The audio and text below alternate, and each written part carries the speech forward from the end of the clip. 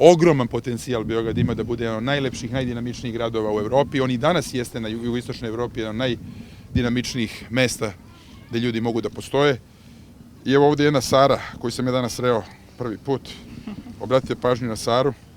Nismo se sreli ranije i kada Sara za 10 godina bude prava devojka, onda će ovaj grad biti stvarno do kraja posvećen njoj.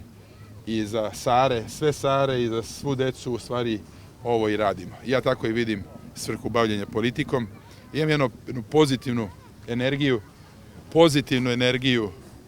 dobru energiju, stvaralačku energiju kada vidim da možemo da uradimo ovakve stvari, jer onda znam da možemo i na svakom drugom mestu. I most, i tunel, i obilaznicu, i novu bolnicu, i da dovršimo centar Beograda.